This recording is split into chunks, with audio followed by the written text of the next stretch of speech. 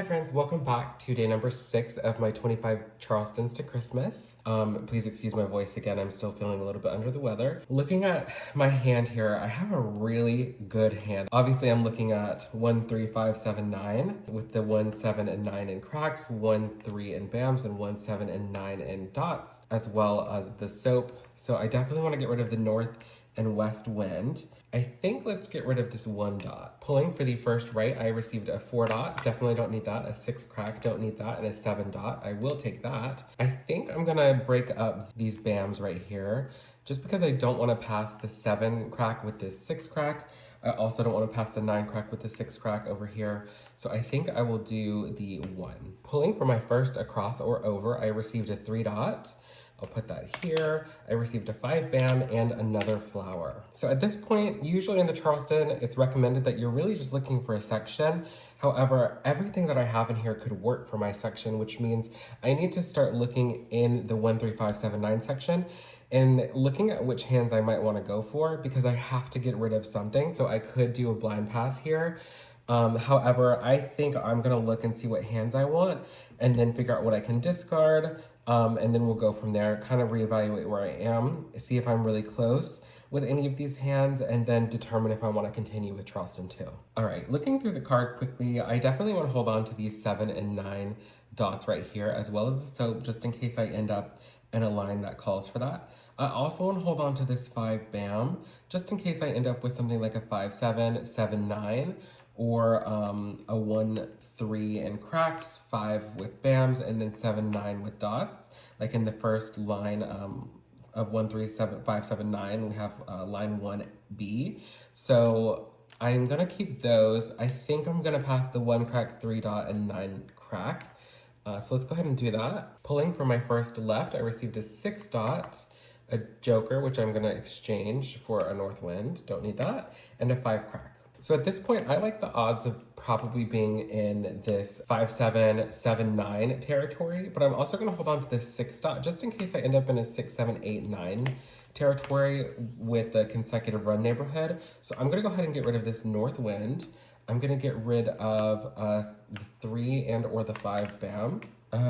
Yeah, so I don't love passing this 3 and the 5, but I'll do it just so I can keep these numbers. And I have a 4 crack, a 3 crack, and a 9 crack. All right, so at this point, I kind of don't want these tiles. Obviously, I do not want to pass the 3 crack, 4 crack, 5 crack.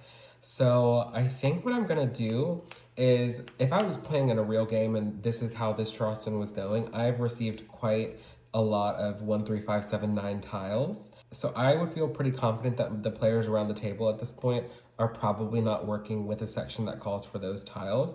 So I feel better about passing the 3 crack and the 5 crack and holding on to the 4 crack for now. So that's kind of what I will do here. And then I don't really love to give up my flowers. I do like to hold on to those because I do think that they are some of the highest value tiles in the whole card. I know that the opponent across from me also gave me this 4 dot last time, so maybe they would not need this 6 dot and I could safely pass that one.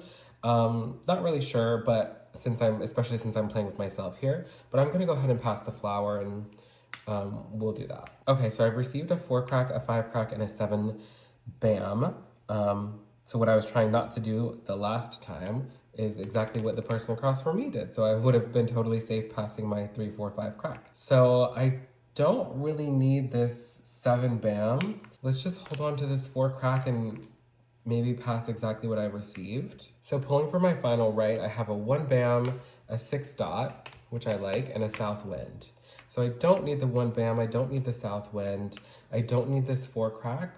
So let's go ahead and pass those for my optional courtesy. And I'm gonna pull tiles from all over this thing because maybe I did not shuffle that well last time. And I have a 9 dot and a bam dragon as well as a 1 bam. So don't want the 1 bam, and now I'm kind of thinking that I'm gonna end up in this 6, 7, 8, 9 territory. So I probably won't even need the 7 and the 9 crack. So I'll put this over here toward my discard section, and let's see where I'm probably gonna end up. Looking at the consecutive runs section, there's quite a few hands that I could still play on here. Since I have the 6, 7, and then I don't have any 8s, I could use my joker here if I needed to, and the 9s. There is the second line in consecutive run that calls for 4 numbers, any 4 consecutive numbers. So I could do that and I would only need my numbers. I wouldn't need any of my dragons or my flower. It's a possibility.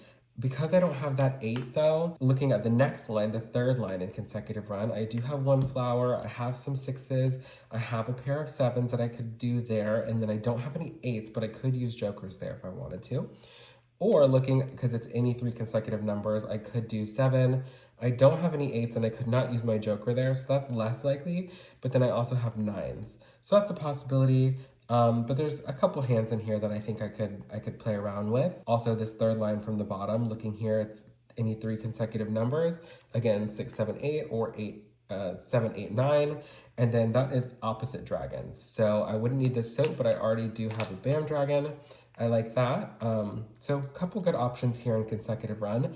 Pretty happy with that. Didn't love the tiles that I had to pass during the Charleston, but I am happy with where I've ended up.